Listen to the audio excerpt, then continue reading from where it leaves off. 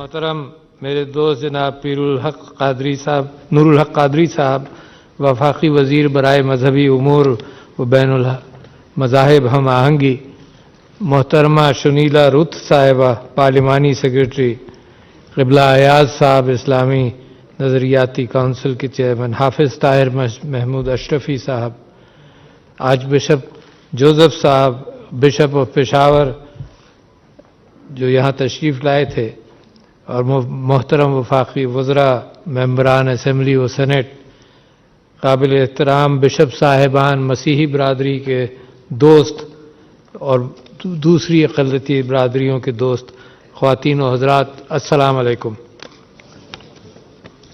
मैं समझता हूँ कि मुझे सबसे पहले तो मैं मसीही बरादरी पाकिस्तान में और दुनिया भर में उनको मुबारकबाद पेश करता हूँ।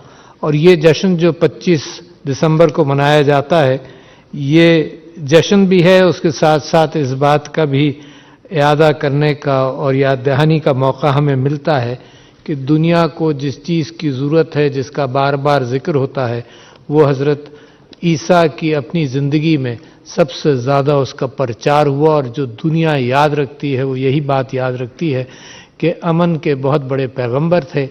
और अमन के हवाले से जो ये कहते हुए गए, जो सुनीला ने मैथ्यू से कोट किया कि अगर कोई एक तमाचा एक तरफ मारे तो दूसरा गाल उसकी तरफ कर दो, इससे बड़ा अमन का पैगाम कोई नहीं हो सकता कि जुल्म, झगड़ा, लड़ाई, इससे गुरेज किया जाए और दरगुजर किया जाए। अल्लाह ताला की बारगाह के अंदर हुजूर अकरम सल्लल्लाहु अलैहि वसल्लम ने एक कोई मुस्कुराते हुए उठे तो किसी ने पूछा आप क्यों मुस्कुरा रहे हैं? तो उन्होंने कहा जी फरिश्ता जो है मुझे जन्नत की दर्जे दिखा रहा था। तो सबसे पहला दर्जा ऐसा था जो लोगों ने अपना हिसाब कराया, और उससे बेहतर जो दर्जा था जन्नत का वो था जिन लोगों ने दरगुजर किया एक दूसरे को, जिन्होंने माफ़ किया। और यही हज़रत ईसा का सबसे बड़ा पैगाम है। और मैं समझता हूँ कि दुनिया को इस पैगाम की इस वक्त सबसे ज़्यादा ज़रूरत है। जिस नबी ने अमन की इतनी बात की, उस नबी की उम्मत के अंदर और मेरे नबी सल्लल्लाहु अलैहि वसल्लम के अंदर जो आखिरी नबी और जिनका पैगाम भी अमन का, दूसरों के साथ रहम का, और उस दुनिया के अंदर जो जुल्म और ज़्यादती हो रही है, वो तमाशा मेरी और आपकी नज़रों के सामने बिल्कुल आया है, खुला हुआ है। जंगें हो रही हैं, क़िताल हो रहा है, औरतों के ऊपर जुल्म, बच्चों के ऊपर जुल्म।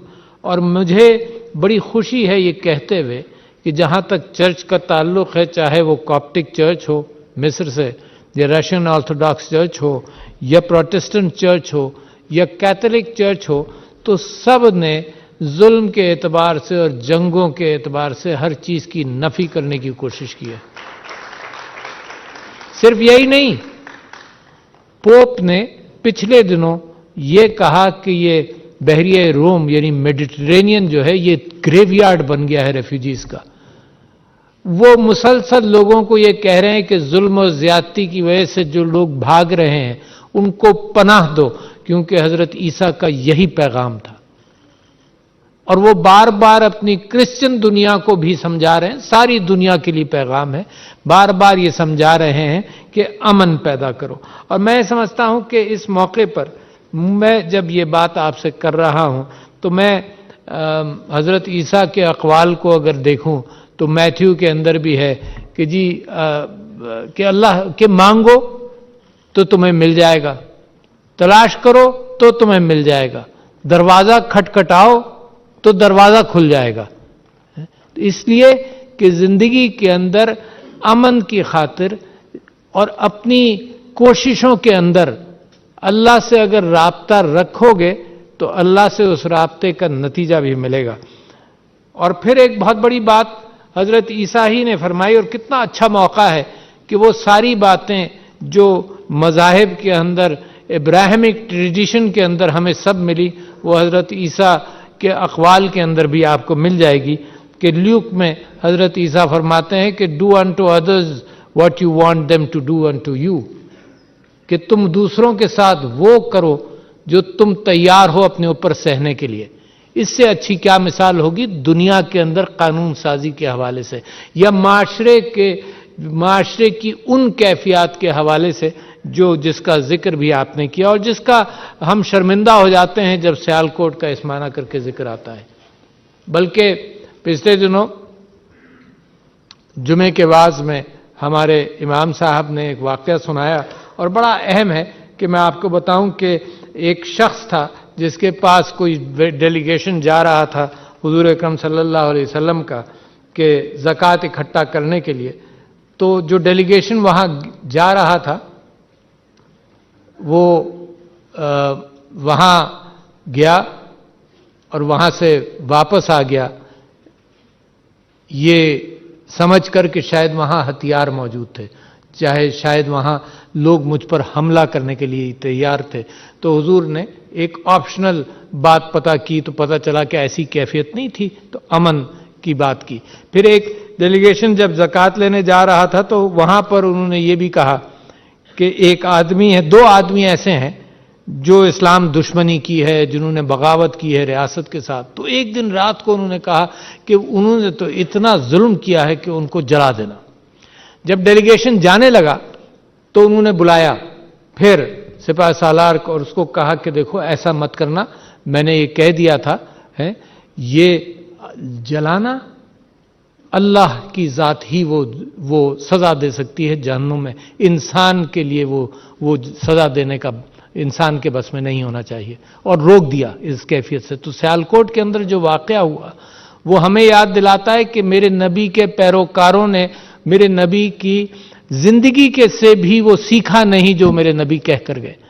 تو لہذا امن اور آشتی کا پیغام جو ہر انداز سے، اور میں سمجھتا ہوں کہ تو مجھے تو فخر ہے ان بہت سارے نام، جیسے آپ نے کہا سارے نام نہیں لیے جا سکتے، بہت فخر ہے مجھے اس بات پر.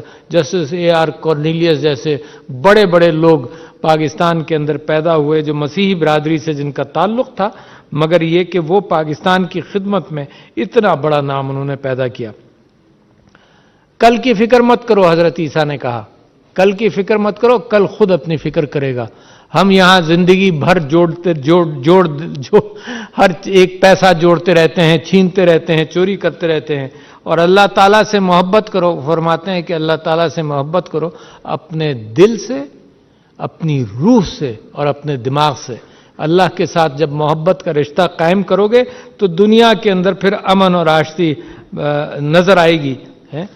میں یہ سمجھتا ہوں کہ میں نے بائبل کو پڑھا جب میں ادیان کو دیکھ رہا تھا، اور ہندو مذہب کی کتابیں پڑھیں، بدھسٹ مذہب کی بھی پڑھی، مگر مجھے بڑا مزہ آیا بائبل کے اندر. فقہا یہ کہتے ہیں کہ بائبل کے اندر جہاں پر یہ گفتگو ہے کہ اللہ تعالیٰ نے حضرت عیسیٰ سے یہ بات کی، حضرت عیسیٰ نے اللہ سے یہ درخواست کی، تو وہ تقریباً ویری ویل ریپروڈیوسڈ ہیں. اور یہ کہ میرے نبی صلی اللہ علیہ وسلم کی ایک بہت بڑا زندگی کا ارشاد ہے، کہ ارشاد بھی ہے اپنی زندگی جس طرح انداز سے گزاری. انہوں نے کہا دنیا پر قدم ہلکا رکھو، غرور کے ساتھ مت رکھو، اور ان کی زندگی بھی اس بات کی عکاسی کرتی ہے. تو حضرت عیسیٰ نے بھی یہی فرمایا. انہوں نے کہا کہ جو لوگ اپنے آپ کو ایگزالٹ کرتے ہیں یا اپنے آپ کو دنیا میں بلند کرتے ہیں، دوسروں کو نیچا دکھاتے ہیں، وہ اللہ کے یہاں نیچے ہو جائیں گے، اور جو لوگ انکساری کے ساتھ دنیا میں رہے ہیں تو وہ اللہ کے ہاں وہ بڑے ہوں گے، اور اللہ ان کو اس طرح سے نوازے گا. تو میں سمجھتا ہوں یہ چند باتیں میں اس وجہ سے کرنا چاہتا تھا کہ بہت کچھ ہے. واقعہ یہ بھی ہے کہ حضرت عیسیٰ سے کسی نے پوچھا کہ اگر ثواب کے 10 حصے ہوں تو آپ بتائیے سب سے زیادہ کس میں ملے گا. اور یہ ہم جیسے لوگوں کے لیے بھی بہت صحیح ہے. حضرت عیسیٰ نے فرمایا کہ 9 ثواب جو ہیں 10 میں سے وہ خاموشی کے لیے ہیں. تو لہٰذا میں اس بات کے ساتھ اپنی گفتگو کو ختم کرتا ہوں. شکریہ. لیڈیز اینڈ جینٹلمین، میری کرسمس. آپ سب لوگوں کو خوشیاں مبارک ہوں، اور اس نیت کے ساتھ کہ دنیا کے اندر امن کی جتنی ضرورت ہے تو وہ حضرت عیسیٰ کا پیغام، میرے نبی صلی اللہ علیہ وسلم کا پیغام، اس کو امپلیمنٹ کرنا بے انتہا ضروری. السلام علیکم خواتین و حضرات.